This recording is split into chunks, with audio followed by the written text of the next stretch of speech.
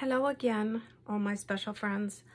I'm so glad you've decided to check out my video of these beautiful blue journals that I've created. This is the second one in the series, and I believe I'm going to call it Delft Blue. It is a brocade tapestry cover, vintage fabric, and I've got some of Sheila's beautiful lace bundle pieces that I have used throughout the journal, throughout the series actually. And the primary digitals that I've used are by Odusina in her Vintage Elements collection. I just added these here for special effect. This, of course, is a gift from Sheila, and this is a gift from Jordan. I have my beautiful trinkets beside me. I have not added any charms to the bottom of the beads because I'm waiting to see if the person who chooses to purchase this journal would like me to add them. I'm happy to do that, and I've got a few to choose from. I'm probably leaning more towards something like this on the bottom. So for me, I love to add the jewelry, and that's one of my favorite parts of journal creating. I've got some dangly trim here. I tried different colors and lengths and so forth, and this seemed to just be the most subtle. I thought it really went with the cream or the light tan and the Delft Blue in the brocade piece. Vintage buttons on the spine, which is one of my signature features in all of my journals. And of course, I've machine stitched around all of the edges, added this beautiful vintage trim to the bottom, and just left the two sides with the serged edge. I've used some fibers, beautiful handmade wool fibers, hand dyed and hand spun by a lady that I've gotten to know from one of the vintage markets that I like to shop at.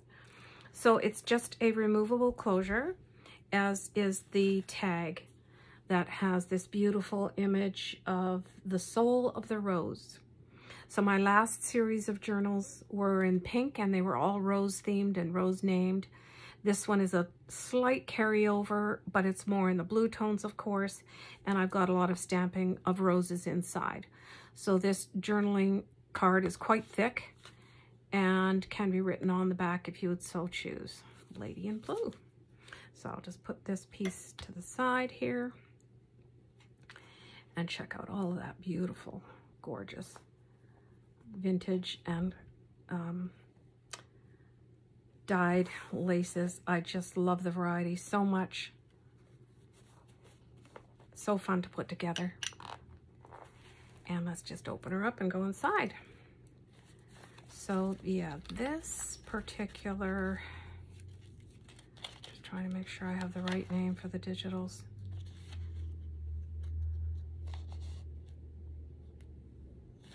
Yeah, I'm pretty sure this one is Vintage Elements by Odusina. I've got a lot of just scrapbook paper that I have tea dyed. Of course, everything I tea dye.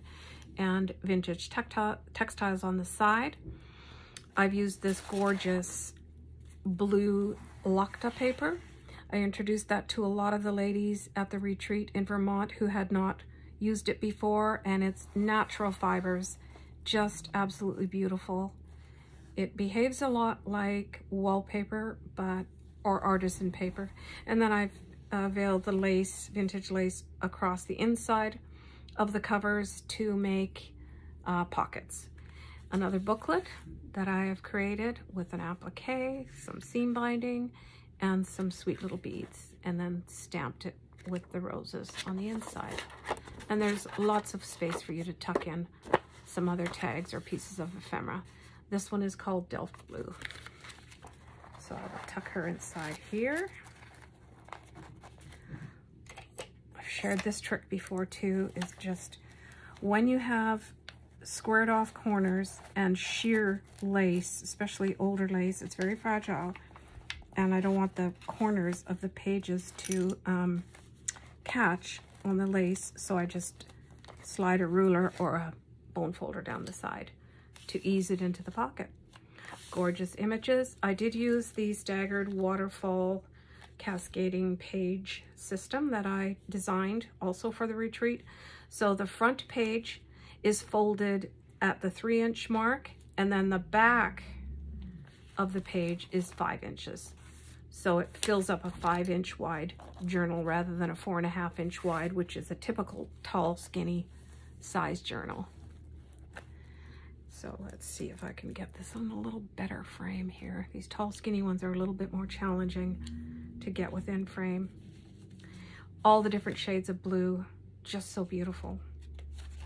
Stamping, script stamping, beautiful images. This is a tag that I've created using some collaging, artisan paper, digital, and then a Tim Holtz die cut in the wildflowers. Some vintage cotton textiles and the word journal added to the bottom of the page there. Here's a side tuck, and I've just added a Tim Holtz postcard. Washi tape sticker. I love the gray, love the soft gray with this Delft blue. Added some vintage blue lace to the bottom of the edge of the pocket, and just some tags for extra journaling space. Tall skinny journals usually means tall skinny tags. Vintage sheet music, and some of Sheila's beautiful, beautiful sari silk. Just so in love with it. Some stamping, and another tag using one of the images from this kit, and some vintage sheet music. What I do is I use a scalloped paper punch and then just fold it in half, and that's my tag topper. Easy to use, easy to create. Here is my butterfly technique. This is the back side of the butterflies, and I've used artisan paper to coordinate with the different colors of blue and gold. So here you've got them with their fabulous wings. These are layered, many layers, and I've used the silhouette dies with black and blue and then glitter, and I just love that effect. It's something that I came up with a few years ago, and I just think it's so sweet and coordinated lovely with this butterfly page. Here I've got a couple of laces. I believe this lace is still from my friend Kim from a couple years ago, probably the last piece of it. Some of Sheila's beautiful cotton eyelet lace, and a little tiny swatch, a little snippet if you want to call it that, with a tiny vintage blue button.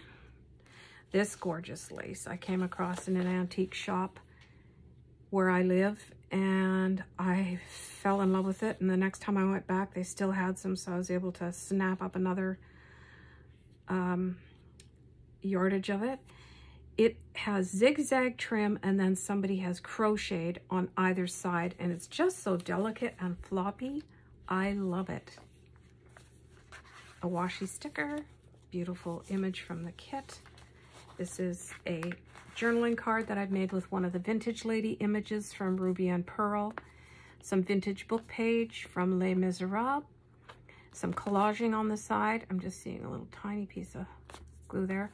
Some crinkled gray seam binding, and that is planner paper on the back, so lots of space for journal taking. Some more beautiful crocheted lace that I found in the antique store just recently. I love this color. I love using this color. It's just so beautiful and rich. I just thought it coordinated very nicely with this page. Some more script stamping. And then one of the collaged, textured tags that I've created using vintage wallpaper, some antique sand texture paste stamping. I used a vintage scarf that I've cut up and ruffled. What I actually do is sew it by hand, pull the ruffle into place, and then cut up some of Sheila's bling and glued that, just the bling down, and then I very carefully just pull out the string so that it's not all, you know, lumpy and whatever, and you don't see the the strings attached. But I love the effect and makes a great journaling space on the back. When I do put these in the pages of my journal, I try to leave them the bulk towards the top so it sticks out at the top for one and creates a beautiful aesthetic, but it also makes the journal not quite so lumpy. Got a tag spot here. You can add another tall tag or just use the lines for journaling. Some beautiful vintage trim in that blue color with the cream. And then this is a flip out page for extra journaling space. I've used artisan paper, some embossed paper, and the vintage music paper for the topper, and just a Tim Holtz journaling card for extra writing. Here we've got one of the envelopes from the kit, and this is from the Arabella kit by the Paper Cameo. I've left it unsealed, so you can tuck whatever you would like in there, and did some stamping on the front called Papers and Letters. Some script stamping on the reverse side of this. And I've got some more beautiful veiled lace that I've added from Lavish Laces. I just love this color. I think I'm going to use it all up very quickly. But check her out. She's got an Etsy shop and she's on Instagram as well. Beautiful. Love these colors. I actually meant to use some of this vintage trim that I have, and if I can still add it into one of the tags, I will do that because it's such a perfect match for this series, this particular journal. A tall tag using Edith Holden book page, parchment paper on the back, and a fussy cut flower I just added here. You can always write on the back of those as well. Beautiful blue vintage lace trim on the side, some stamping, and one of my lace swatch cards. I've added the word vintage to the top, some of Sheila's beautiful sequin trim, and a couple of pieces of gorgeous vintage lace, and artisan paper at the bottom. So these, of course, you can remove the staple and you can just use them if you would like to. If you are the new owner of this journal, that's something you can do, or you can just move the piece around and use it wherever you would like. The fibers are from a shop. The lady has closed down already. I'm sorry you can't buy these anymore, but I love them so much. Beautiful fibers. Some Edith Holden book page, and then these are the beads that I've added to the center of the strings from this journal. And I would probably go with this and this, or even one of these. If you are going to be the new owner of this journal and you'd like to add those charms to these threads, you just let me know and I'd be happy to do that for you. I might still do that anyhow, but sometimes it gives it a little bit personal touch if people choose what journal jewelry they would like to add. Here's one of the tags that I've made for this series. It's got this beautiful, delicate, antique French lace in black, some vintage lace in this rich turquoise, and some more vintage trim in this corded black satin, it looks like. And it can be written on the back if you would like to do so. Some gorgeous vintage lace on the side that is dyed blue. That's a Susie lace. Gorgeous, love it. Here is another tag that I've created with the bookend papers, and just added it to some scrapbook paper for a tall tag, tall skinny tag, some stamping at the top, and just a journaling card with a beautiful little butterfly. The other side of the lace, and a tall skinny journaling card that I've created using some book page, vintage wallpaper, some stamping, layering it with a die cut, and this gorgeous Locta paper again. Tucked into this tag. This pocket is from Raindrop Lila. I've used her digitals for a number of journals, and I just switched it up a little bit this time. I've got this gorgeous two-tone vintage lace on the side, this ruffled lace, and all I did was glue a strip of the vintage corded trim on the side instead of inserting it into the lace. And here I have a little tag. I call these probably a medium tag, with the vintage crocheted lace, the antique lace applique, just breathtakingly beautiful. That's also from Lavish Laces, and a vintage button from Susie in the Mother of Pearl, just so beautiful. And vintage wallpaper with a birdie on it, tucked into this little side piece, side flap.